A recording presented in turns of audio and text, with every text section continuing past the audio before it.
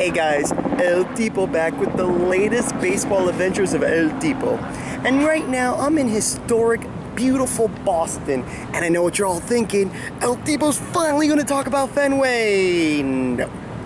Sorry guys, I'm still not 100%. Kinda don't wanna risk that noise. But I did do my research and I searched far and wide for something that predates Fenway. And I know that's kind of weird. Right now I'm in Northeastern University. And I'm on the old site of the Huntington Avenue baseball grounds, home to the Boston Americans, which we know now as the Boston Red Sox, from 1901 to 1911. So this predates Fenway. So we're gonna take a little walk around and see what this area has to offer, shall we? As we walk around the old grounds, let's talk about the history about this park. This park broke ground in 1901 of March, and then 2 months later in May opened. That's insane. Can you imagine nowadays if a park opened 2 months after you broke ground? I mean, it takes anywhere between 2 to 3 years. Shows how things different were back then. This park only held about 11,500 people. Let's talk about the dimensions. Two big ones right now. Right field was only 280 feet away from home plate. That's pretty dang close. Well, they changed in 1908, they pushed the walls back a little bit, only 320. I think I could hit a home run that far. But center field was over 600 feet from home plate. 600 feet. That's a bit insane. I think John Carlos Stanton would be the only one that could hit home runs in that ballpark. I mean, dead center shots, yeah, Stanton got it. I think that's about it. I mean, park closed in 1911 and was demolished in 1912 to make way for Fenway to move the Boston Red Sox over there. But there's something very special about this park, and we're gonna go see it. All right, guys, I'm outside of Northeastern University's Physical Education Center, and right above me is a plaque. That plaque says that this is the site of the original 1903 World Series, the very first one between the Boston Americans, now known as the Boston Red Sox, and the Pittsburgh Pirates. Now, it was a best-of-9 game series. Oof. 9 games. Can you imagine if nowadays we went to 9 games? It'd be like that crucial Game 9. Game 7 just sounds so much better. Boston ended up winning the series 5-3. And such great performances from Cy Young. Cy Young. Put a pin to that. We're going to get to that in a second, but let's take a look at the plaque, shall we? Yeah, nice plaque, pretty much telling you that this is the site. It's really cool, and if you're in town, you need to come by and see it. It's right here on Huntington Avenue.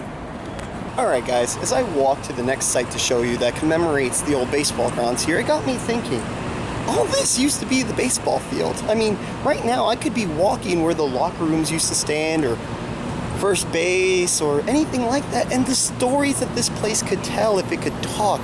Baseball was played here for a decade. I mean, it's just magnificent that this place was here. I mean, this isn't the loud Boston back in the 1900s. I mean, it was quiet back then.